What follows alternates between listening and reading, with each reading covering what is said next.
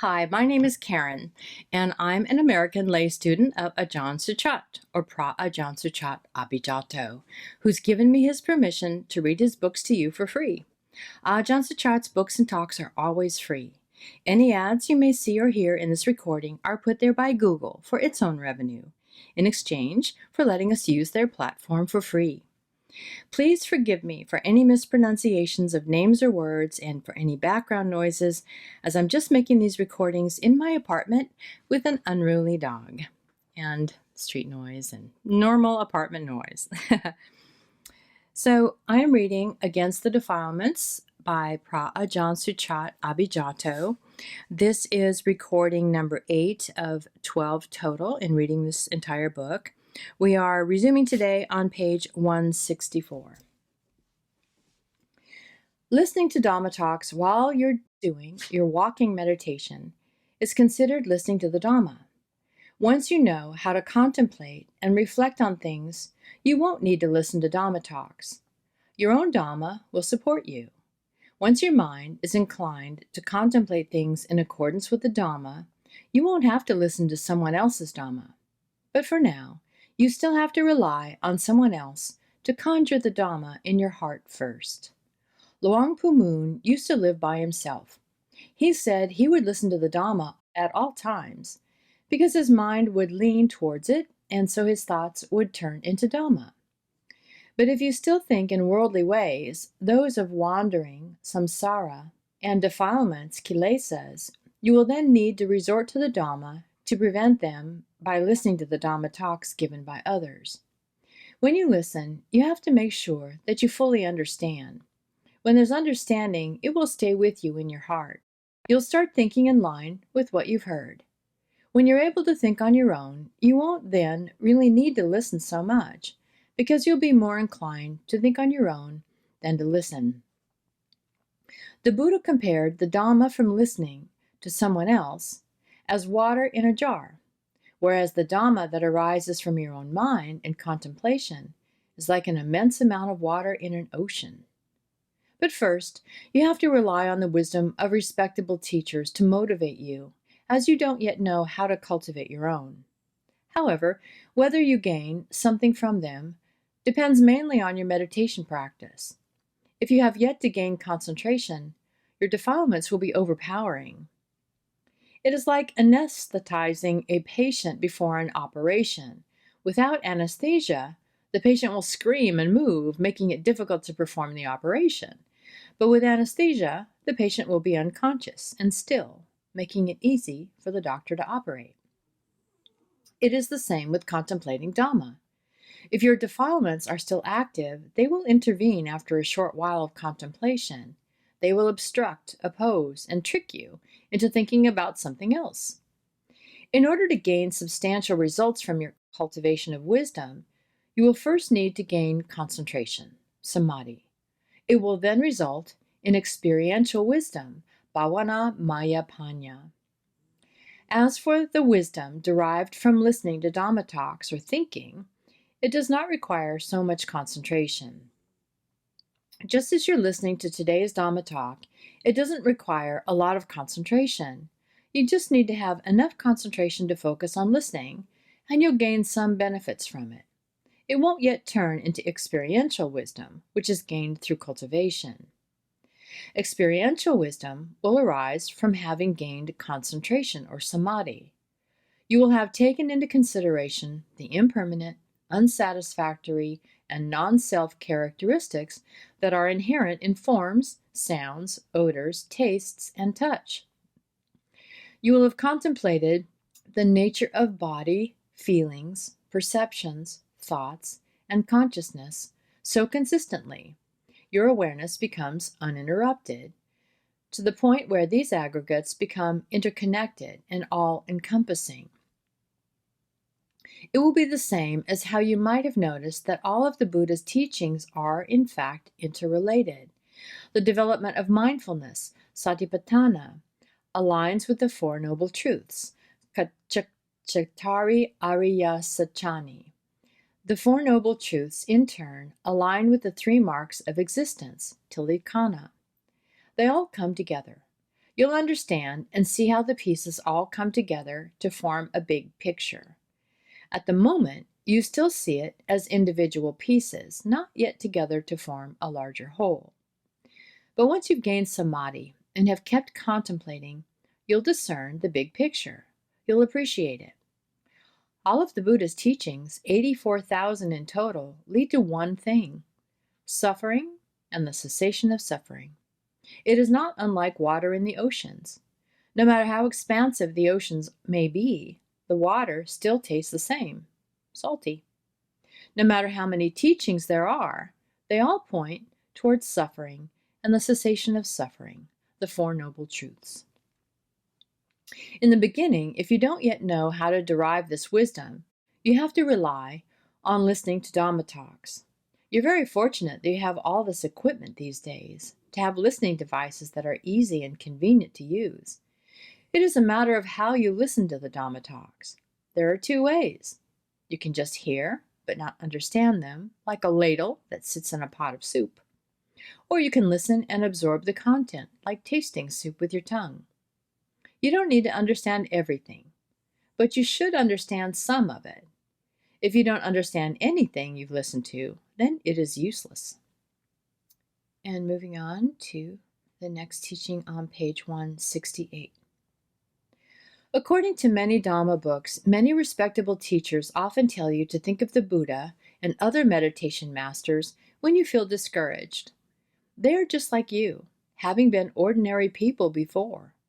They also had to fight their own minds. You should look to their practice to see how they managed to get through it. All respectable teachers teach you to carry on and not give in or give up. You may take it easy sometimes. You don't need to push yourself every day. You may take a break sometimes, but you shouldn't get carried away and end up doing something else entirely. Luangta Mahabua once told me that he used to be able to get into a state of calm through meditation in the beginning, before he even had a teacher. At that time he was alone, and so he was making canopies, klot, for about 3 months. While he was making them, he didn't get to meditate, and so his mind was unruly by the time he finished them. No matter how he tried, he couldn't calm his mind to the level that it was before. He had forgotten how to calm his mind. Whenever he meditated, he would think about his former state of calm. He ended up feeling discouraged and upset from not being able to attain it. However, he figured out that he should do whatever he used to practice. So he started to solely recite Bhutto again for 3 or 4 days. He didn't think about anything else whatsoever. He only thought of Bhutto in the 4 meditating postures: standing, walking, sitting, and lying down. As he was alone and did not interact with anyone, when the mind constantly focused on Bhutto, it calmed down very quickly. And scrolling to the next teaching on page 170. Reciting Bhutto frequently can be used in certain situations. When you're sleepy, you can recite it more continually. You can do this too when your mind is distracted. But if you're not mindful, it doesn't matter how repeatedly you recite it, your mind will still go astray. So you have to train yourself to maintain mindfulness. You can't avoid it. Without developing mindfulness, you'll never make good progress in meditation practice.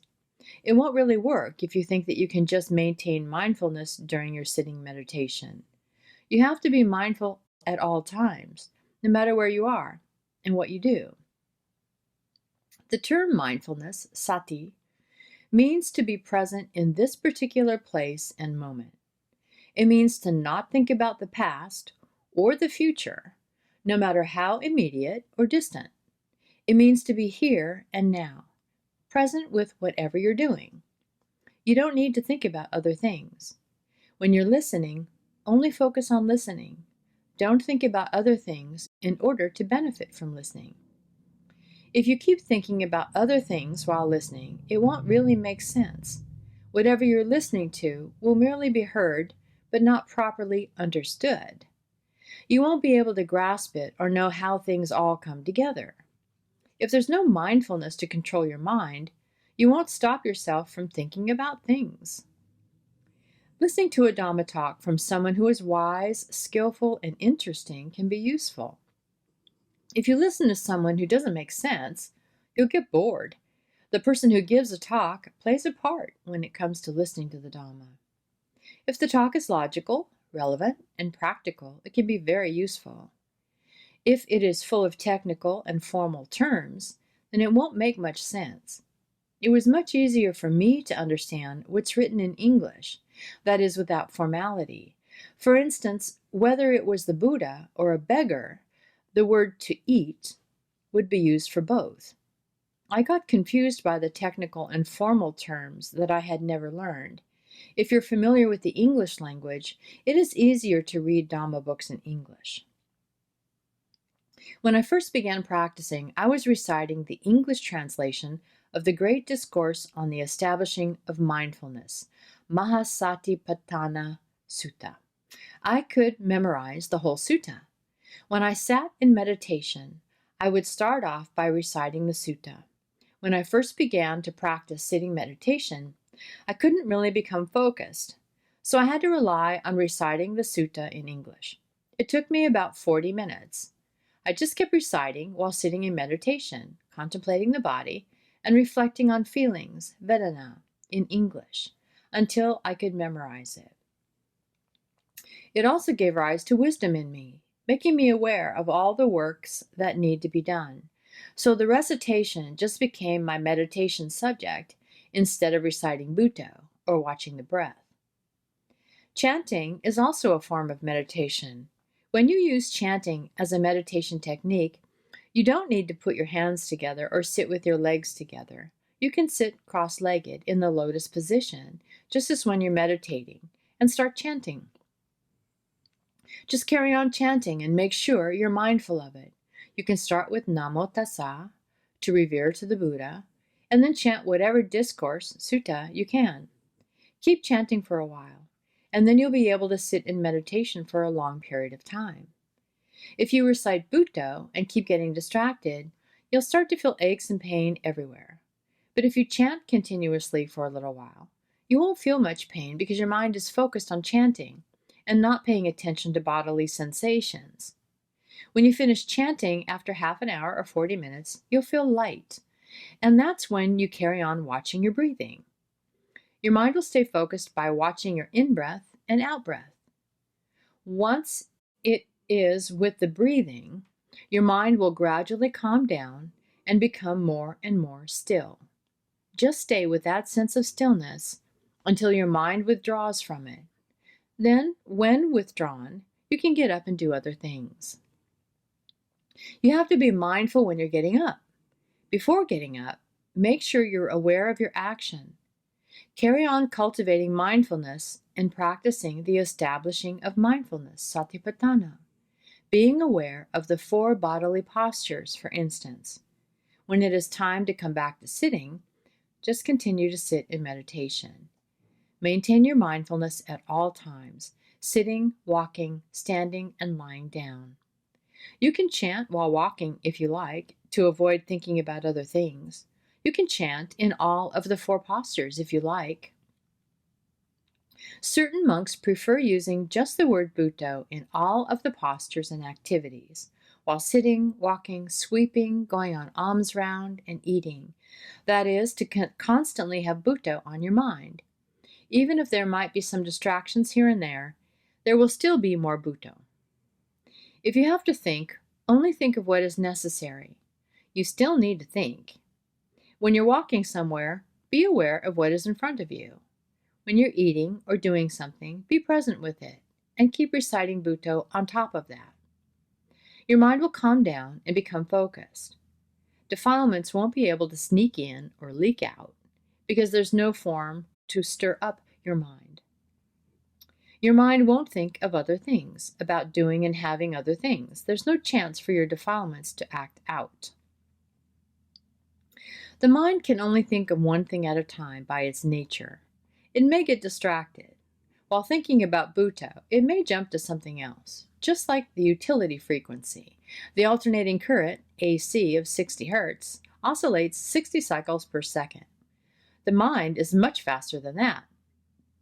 That's why you have to rely on mindfulness to keep it under control.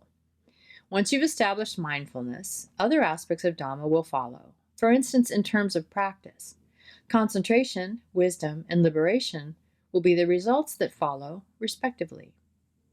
The Buddha said that mindfulness is such a great Dhamma, virtue and mental quality, just like an elephant's footprint that covers all of the other animals' footprints because of its size.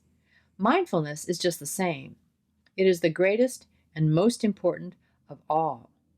Without mindfulness, don't even dare to hope for concentration, wisdom, and liberation. Mindfulness is the leader, so you should constantly develop mindfulness. It is something you can do, but don't. Try to train and constantly remind yourself. Notice whether or not you're being present in the moment, whether you're being aware of yourself or distracted by other things. Sometimes nothing has happened yet, but you already get upset and start crying. Whatever will be, will be. Just be present where you are. That's all there is to it. Don't think about other things to disrupt your mind. Keep on trying to be mindful, and your mind will be calm when you meditate. When you cultivate wisdom, you have to focus on the subject of contemplation. For example, a frequent reflection on birth, aging, illness, and death will keep you mindful and focused. You'll also be able to expand your scope of contemplation, alternating between your own birth, aging, illness, and death to those of others. You'll see that we are all bound to grow old, get ill, and die.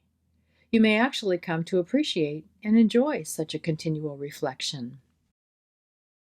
And scrolling down to the next teaching.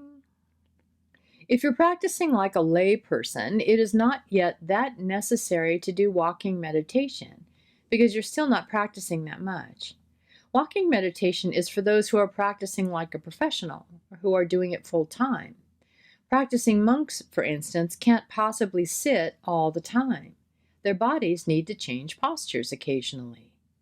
Having to change postures to only meditate while sitting wouldn't be enough. So they need to be able to carry on practicing in various postures. They can recite Bhutto while sitting and carry on doing so after they get up to walk. Your mind can practice in all four postures. However, you shouldn't do so while lying down because it's too easy to fall asleep. Standing, walking, and sitting can all be used for meditation practice. If you have to practice all around the clock, from waking up to sleeping, you won't be able to only do sitting meditation all day. You'll need to change your posture. When you sit for a long time, you'll feel aches and pains all over your body, so you have to change your posture. You have to get up and walk. When you're walking, don't let your mind wander off to think about other things. You have to rein it in by reciting Bhutto continuously, for example. There was one monk during the Buddha's time who constantly recited Bhutto at all times. Whatever he did, he wouldn't stop reciting it. That's considered steady practice, consistent mental cultivation. When he awoke, he started reciting Bhutto until he fell asleep. And when he lay down, he also kept on reciting. So all day long, there was only one word, Bhutto. There might be times when he had to think about other things. For instance, when he met other people and had to talk to them, he would stop for a while. But as soon as there was no need to talk or think about other things, he would get back on reciting Bhutto. It didn't matter if he was sweeping, washing his bowl, going on alms round, or doing other things. Bhutto was always on his mind. So that's it for today. This was recording number 8. We will resume recording number 9 on page 180 of Against the Defilements by Phra Ajahn Suchart Abhijato. I'll see you next time with Metta. Bye-bye.